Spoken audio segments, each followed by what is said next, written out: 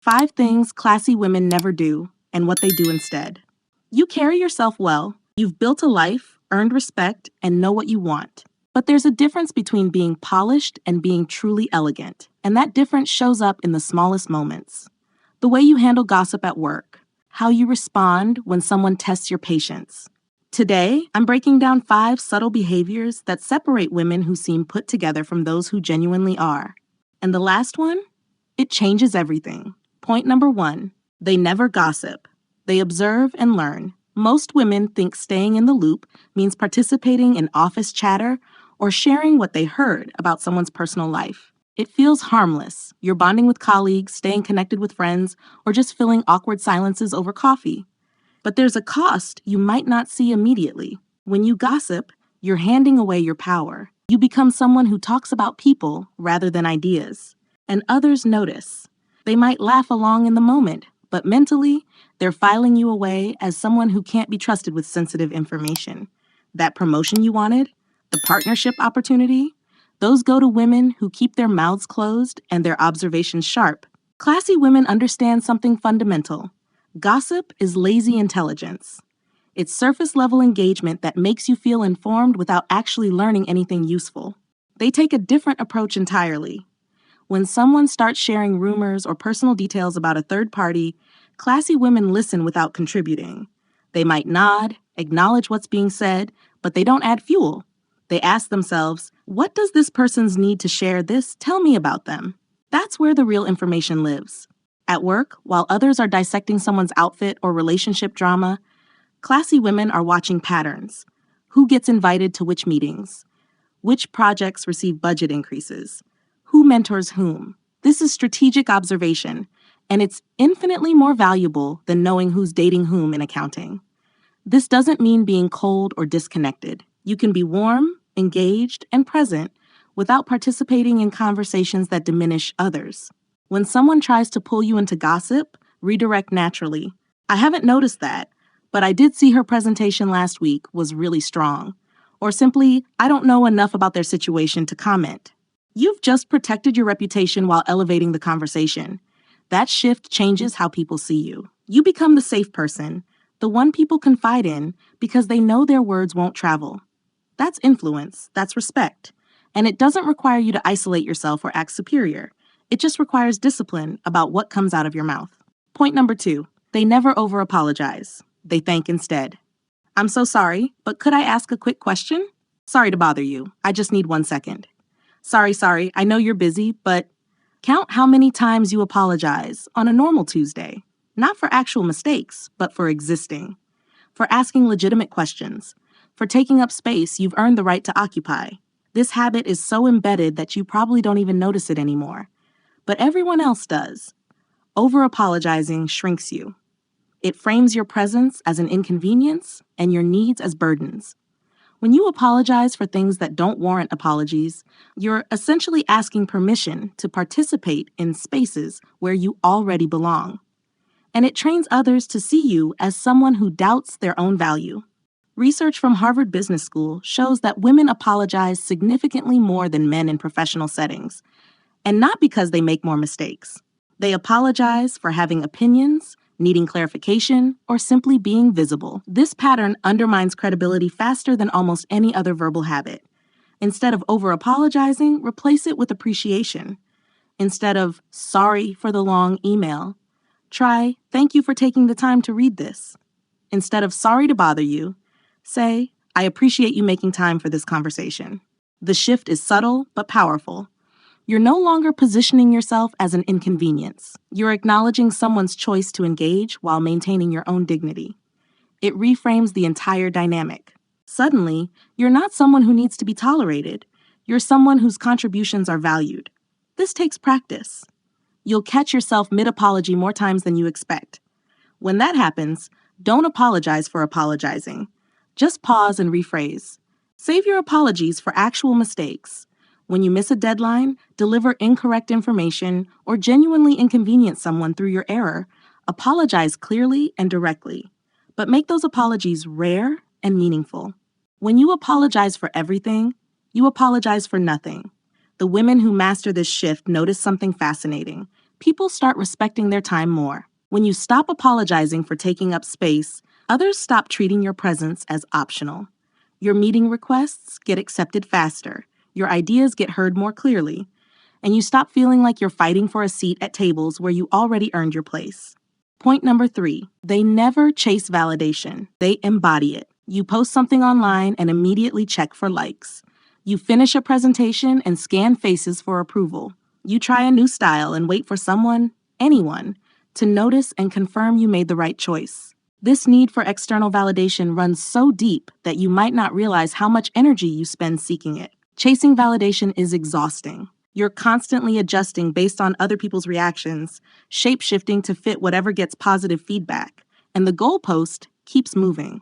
10 likes become 50 becomes 100, and none of it ever feels like enough. You're building your sense of self on the most unstable foundation possible, other people's opinions. But there's something else happening too. When you're constantly seeking validation, you're advertising uncertainty. People can sense it, that slight hesitation in your voice when you share an idea, the way you glance around after making a joke, the subtle deflection when someone compliments you. These micro behaviors signal that you don't quite believe in yourself, and if you don't, why should anyone else? Start making decisions based on your own standards.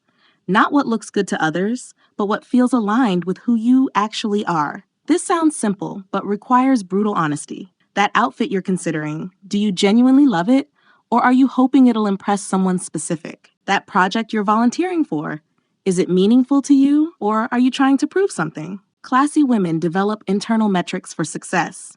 They know what matters to them. Maybe it's creativity, impact, financial security, personal growth, or maintaining deep relationships.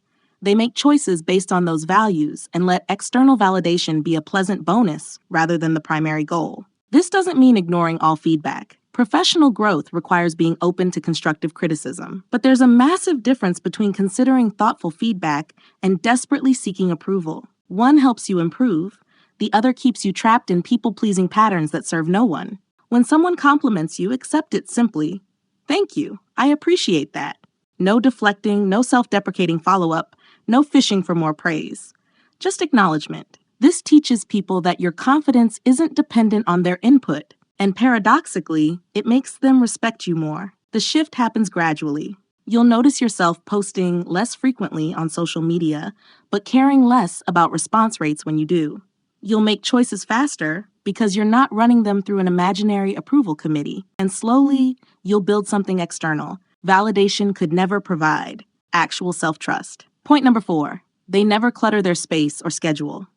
Your closet is full, but you wear the same 15 pieces. Your calendar is packed, but you're not progressing on anything meaningful. Your home has surfaces covered in stuff you meant to deal with later. And somehow, despite being constantly busy, you feel perpetually behind. Clutter, physical and temporal, is a symptom of unclear priorities. When you can't decide what matters, you keep everything. Every opportunity that comes along, every commitment someone asks you to make, every item that might be useful someday. You're living in a constant state of just in case, and it's draining your energy without you realizing it. There's also a hidden cost to appearing overwhelmed. When you're always busy, always stretched thin, always mentioning how much you have to do, you're signaling poor boundaries and weak prioritization skills. Not the impression you want to make when better opportunities arise. Classy women are ruthlessly selective. They understand that every yes to something unimportant is a no to something that matters. So they audit regularly, both their physical spaces and their commitments. Start with your environment. Walk through your space and honestly assess what adds value. That dress you haven't worn in 2 years but keep because it was expensive? The gift from someone you no longer talk to? The hobby supplies for projects you'll never start? Release them. Not someday, this week. Create space that breathes. You don't need minimalist perfection, but you do need an environment where every item either serves a function or brings genuine joy.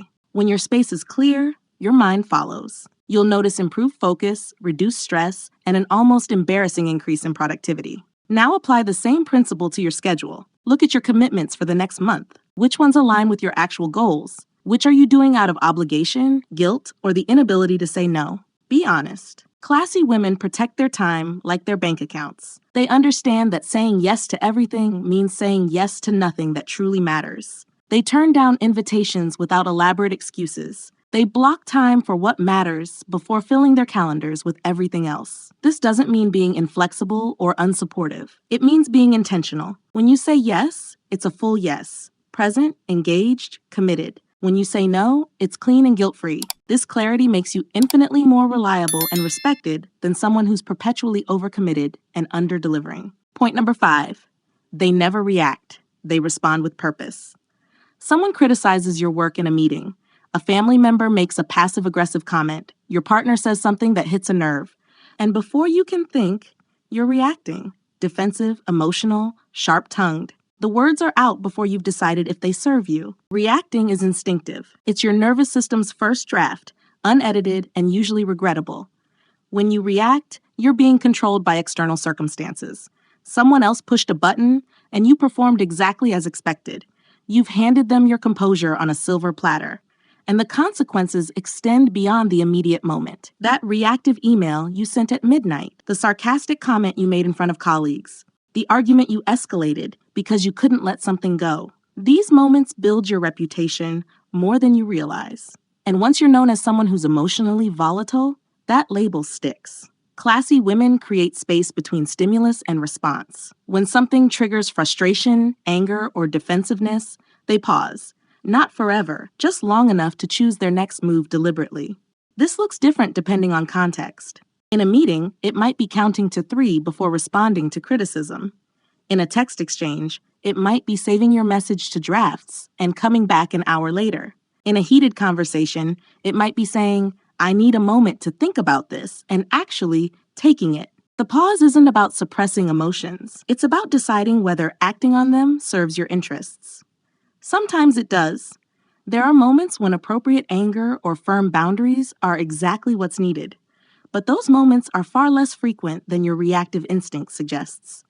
When you do respond, make it count. Address the actual issue without letting emotion cloud your message. If someone criticized your work, ask clarifying questions about their concerns instead of defending immediately. If a comment was genuinely inappropriate, address it directly without escalating. This measured approach does something remarkable. It puts you back in control. The person who tried to provoke a reaction is now dealing with someone calm, clear, and purposeful. And most of the time, they don't know what to do with that. You've changed the entire dynamic by refusing to play the expected role. Practice this in low-stakes situations first. Notice your instinct to react with irritation, then choose a different response. These small repetitions build the muscle you'll need when stakes are higher. If you've made it this far, do something simple for me. Drop the word elegant in the comments. Here's a bonus point we've carefully crafted for you: practicing the pause and smile technique. Most women underestimate the power of a pause combined with a specific facial expression. When someone says something provocative, challenging, or deliberately antagonistic, your instinct is to respond immediately, usually with words that match their energy. Classy women do something completely different, and it's devastatingly effective. Before responding to any provocation, whether it's a backhanded compliment, a challenge to your authority, or someone testing your boundaries, pause for exactly 2 seconds.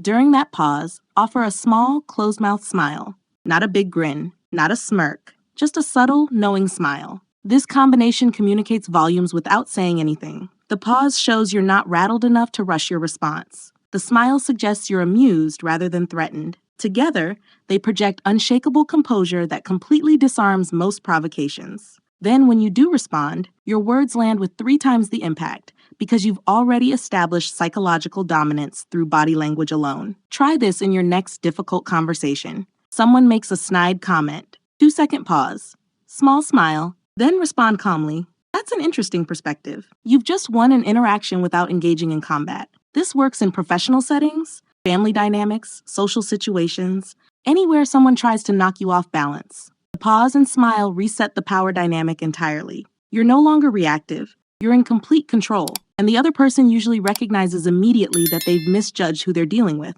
The beauty of this technique is its subtlety. No one can call you out for pausing and smiling. You haven't done anything aggressive or inappropriate, but you've completely shifted how you're perceived in that moment, from someone who can be provoked to someone who's utterly unshakable. Thank you for watching. We've recommended another video on your screen for you to watch next, and we'll see you back here tomorrow.